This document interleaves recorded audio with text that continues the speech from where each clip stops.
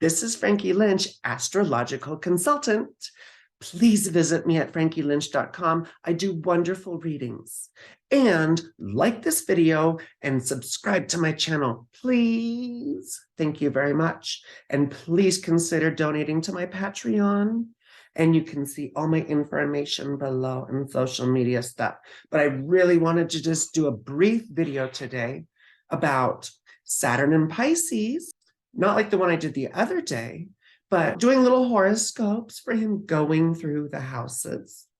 So just looking at each of the rising signs and coming up with a few keywords or phrases about what that transit could feel like going through that particular house for you. So I do whole sign houses. So that means I will look at which whole sign house Pisces is for your rising sign. Let me share my screen and we'll start taking a look. All right, here. So these are transits for today, but we're just going to use this as a fun illustration. So I am going to emanate this. Emanation. We're going to go by hours, right? And we can watch the rising signs change in sequence, right? Going clockwise, right? So hours. So here's Pisces rising. So my dear Pisces rising, Saturn had been going through your 12th house for a long time. And we know that can be a pain in the butt. Sorry, Aries rising. Some key words here for Saturn in the first house. And I can tell you from experience as an Aquarius rising, some key words here are, well, it's like an existential crisis. I mean, I came out as transgender during my transit of Saturn through my first house. Our appearance tends to drastically change. Sometimes we get thinner, which ain't bad, although it might not feel good. We tend to get a bit morbid. We start contemplating things like death, feeling our own mortality. We start feeling older sometimes, or a sense of aging. All these wrinkles just appeared on my face. One other thing we have to be aware of, my dear Pisces, is chronic illness flare-ups and all that sort of thing. But what's wonderful about Saturn is we get to the last 10 degrees as he transits a sign, and we start to see some light at the end of the tunnel. I heard a wonderful thing that Lisa Shine said recently, who's a wonderful astrologer. And she said, think about what you'd like to get from those house topics by the end of this transit. And it's a wonderful way to think about it. And I could tell you from experience, there's a sense of liberation at the end. Well, we're almost there. Saturn goes into Pisces on March 7th. It's just a few days, but this will last until 2026. So strap in, because life is about to feel like a strap on. Saturn's always somewhere, so relax. Now we're going to move to Aquarius rising and the second house. Now, this is what I have to look forward to. Some key phrases I thought about here were, frugality, learning to do more with less, perhaps having a harder time making ends meet, or I know we're going into inflation and it probably will get worse with interest rates and all that nonsense, but having to make extra effort to make a living or to build our livelihood. Wherever Saturn is in your chart transiting, whatever house that is, we have to make more effort in that house to make things happen, in my case. And in many of my clients' cases who had Capricorn rising, right? And so Saturn had been touring their second house before. Even people with night charts, what I hear oftentimes is there was a big anxiety about money, but then they were building up, a couple clients were building up businesses or small businesses. And they were afraid that they would have to get another job, and they were turned down for other jobs, but then they made it happen. So we just have to put more effort into things. Now, some wonderful rewards from this transit: greater awareness of your resources and possible successes when it comes to building things up and building up your business and learning to reorganize your finances and to learn the value of things so you're not so frivolous, right? I'm not talking about me, am I? Anyway, let's move forward to, okay, now we're at Capricorn rising. And that puts Pisces in the third house. So Saturn will be transiting your third house. Let's take a look at some of these fun things, shall we? So some things we can expect with Saturn in the third house. Well, the third house is siblings and extended family. Sometimes we can notice problems that we have to attend to with them. Perhaps someone gets ill, or we have to help out with a situation that they are dealing with that we, for some reason, can be a help to. Now, another thing that I've seen with clients quite a bit are issues with school. The third house can, not, we think of the ninth house as university, but other kinds of school come into the third house. And also things like writing, speaking, and other projects like that, papers, exams. We see a lot of that stuff come out of the third house. So we can see delays or difficulties with those, grades that you didn't want, or perhaps you have to use public speaking a bit as quite a bit as part of your job. So you may see issues with that, or perhaps people don't respond, or maybe you yourself get fears or issues around it, or have a difficulty expressing your thoughts. One more issue, transportation. Somehow your transportation might be stifled. So be careful driving. You don't want to put yourself in a situation where you could get your vehicle impounded or taken away, or your license taken away, God forbid. I'm not putting that on you. Don't worry. Just be careful. Here we are at Sagittarius rising. I love Sagittarius anything. This puts Pisces and Saturn in your fourth house here. So, of course, the fourth house is the home, the family, the legacy. It's the deepest part of ourselves, too. It was the deepest, darkest part of our charts. It's our parents, our roots. So we could see issues around parents. Perhaps we have to attend to one of them. Maybe it's our grandparents. We find them in the fourth house, too. Maybe someone gets ill, or maybe you have to move back in with your parents. Maybe you have to move where you didn't really want to move. Rent gets too crazy. If you're trying to buy or sell land or a house, you could face snags or devaluation, losses in investment in that way, losses in property value. But don't fret. The sense of insecurity, it can lead to a greater sense of inner stability and of protection. Now, let's move on again, back in time to Scorpio rising. Yay, we love Scorpio rising, don't we? So for Scorpio rising, that puts Saturn and Pisces in your fifth house. This can be a little difficult sometimes because the fifth house is fun. It's pleasure. It's the joy of Venus. It's the stuff we want to do. It's sex. And of course, we make children how? What could happen when Saturn comes into the fifth house? Number one, there could be issues around children. There could be issues around pregnancy, childbirth. Pregnancy could be difficult. There are many issues that could come up, but most of them are pretty routine these days. I don't want to start enumerating different difficulties because that will start freaking people out. But suffice it to say that we can see those sorts of issues. Now, don't worry too much. Those are the most dire permutations. Your children could experience just delays, things like schooling, things that they were going after. Perhaps it just feels like you have a loss in pleasure, or that, again, it takes more effort to have fun. Wherever we find Saturn again, that's where we have to put extra effort in order to feel fulfillment or achievement through that house. Perhaps you find out you're the father. Sometimes it feels like we have less leisure time, and then we have to work harder to get that time. One of the rewards of this transit is a more carefree attitude and being able to approach things more spontaneously with a sense of fun because you felt the weight of that other nonsense. Now let's move on to Libra rising. Oh, we love our Libra risings, don't we? Now this puts Pisces and Saturn in the sixth house. So what happens here? Well, this is the house of injuries, illnesses, slavery, right? Which now means wage slavery, or the stuff that we don't want to do. We see pets and small animals, those sorts of things.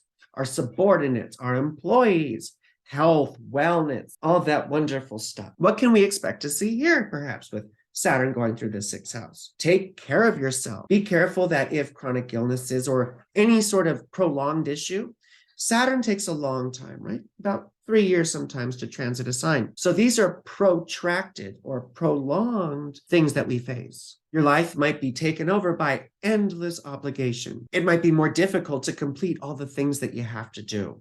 Because it's the house of enemies, you want to watch out for people interfering with your goals, your work, getting your own stuff done. Again, it rules pets and small animals. So take care. They may have health issues. You want to be careful. I know we get very, very attached to our pets, but we got to be prepared for certain eventualities, of course. If you're in management or if you own a business and you have staff, you might find staffing an issue. So just prepare for that. For Saturn in the 6th house, though, is a greater sense of responsibility and structure and the ability to get stuff done. Let's move on here to Virgo rising. For our Virgo rising brothers and sisters and siblings and such, all of this stuff goes into the 7th house. That's where we find Pisces. Transiting Saturn in the 7th house can cause strains in marriages, relationships, even business partnerships. If you're in a band and your bandmates are business partners, you could sense some strains. People could start wanting to go their separate ways. I'm thinking the Beatles. I'm thinking the Smashing Pumpkins. Especially marriages and relationships we have to be aware of because we could feel we're growing apart over this transit. We start to feel like we're just roommates and that we have difficulty connecting. We might see things like breakups, infidelity, longing for something else, or suddenly feeling like we've taken off the rose-colored glasses and seen things for what they are. I'm saying here for this transit, especially for everyone, that Saturn in Pisces means facing hard truths. Therefore, in this house, we're facing the hard truths about our relationships, our marriages, stuff that we've left unaddressed for a long time. The reward here, though, is greater independence. Let's move on, shall we? Going back to Leo rising. I love Leos. I love Virgos too. I forgot to say we love our Virgo people. Yes, Virgo, I love you too. Now, Leo risings, because I love Leo and everything Leo. Now, for Leo rising, that puts Pisces and Saturn in the 8th house. What are some things from the 8th house we can think of here? Well, we could think of unexpected losses or expenses. Maybe you weren't planning on something to hit you. It's like, oh my gosh, I got to buy a new car all of a sudden. Or maybe investments don't do too well. Debt issues we have to address. Or we could even experience a death somewhere in our lives, something that has a big impact on us or prompts us to rethink things. The other thing the 8th house is fear. So again, facing hard truths, fears that we've acquired through our experiences, maybe things that we aren't even totally aware of. And we might get tested or compelled to face some of those fears. The 8th house is other people's money. Sometimes our spouses or partners experience a loss in income or perhaps a loss in a job. So we just need to prepare for these sorts of things, like me included with the 2nd house, and start to budget ourselves and start to have as much of a cushion as we can during this sort of wild, wacky time that we're in. The reward here is learning to manage your resources better, as well as courage and freedom. Now, let's move on, shall we? We got Cancer rising. We love our Cancer risings, don't we? Yes, we do. So that puts Pisces in the 9th house. Now we see this correlate a lot with students and with people going into school or coming out of school or just in school, particularly universities, sometimes trades, things of higher learning or specialized. Perhaps you're trying to get into school and it's quite difficult, or you're having a hard time getting accepted. Maybe you've been turned down from a couple programs. Maybe you're just having a difficult time handling the course load, handling the day-to-day, or even being abroad if you're abroad. Oftentimes these things do take us far and away, if not in another part of your own country, sometimes even in another country. We can also see our beliefs, our worldviews, our politics. We see those things get tested, our ideologies. Perhaps those things get eroded. Maybe we get faced with something that we can't reconcile in our current framework. Maybe we have our beliefs shattered. And bit by bit, over the 3-year period, we start to find our new direction or our new worldview. We have to be careful we don't fall into a sense of meaninglessness. Saturn was in my 9th house during my Saturn return. I'm in a spiritual group. Things got difficult and grueling. I was tested. I was going through a particular process and project that definitely tested my resolve, my understanding, and my mind.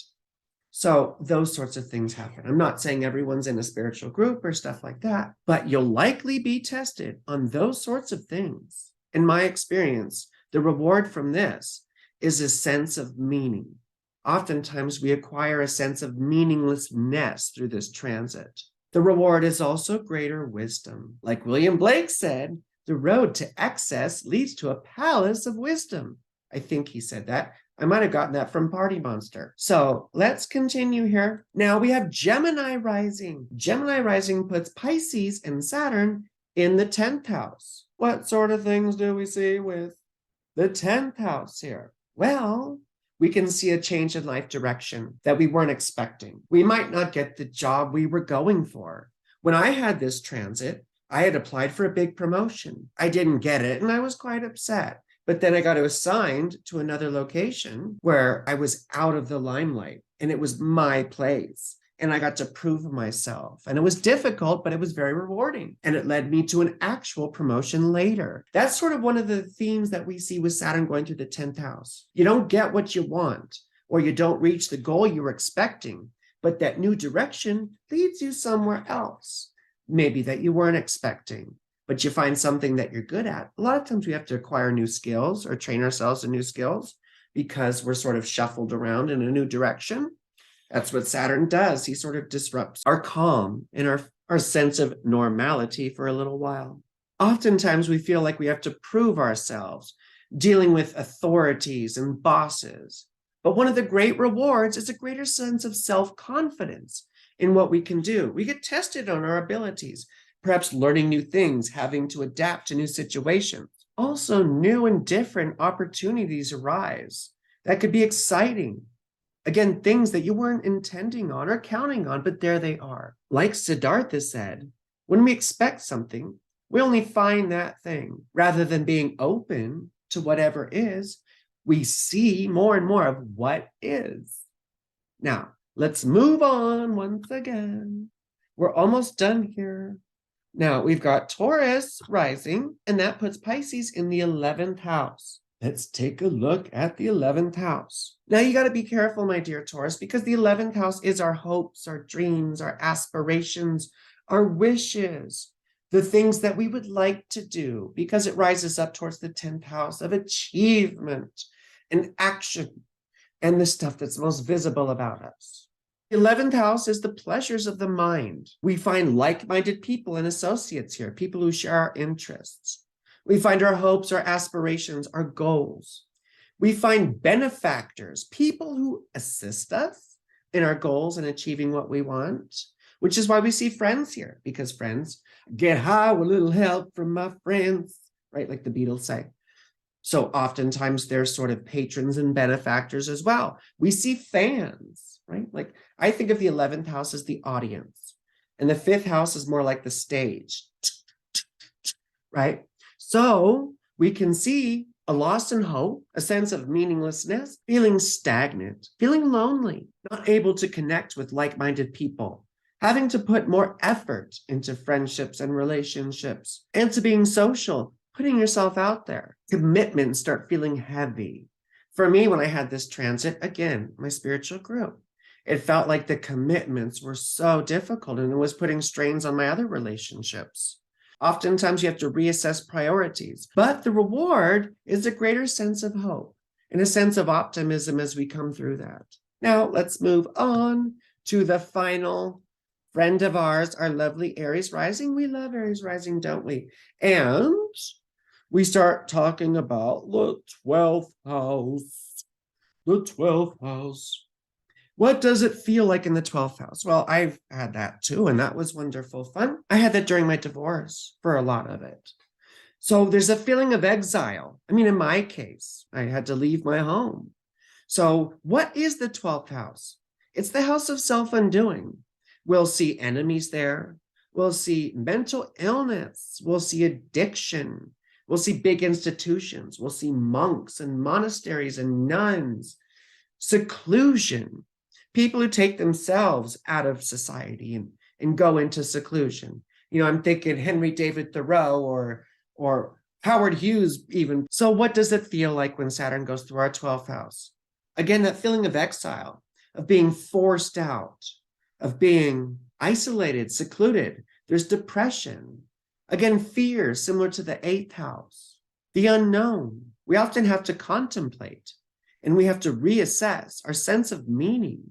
The solitude can be healing. And the reward for this transit is often less attachment.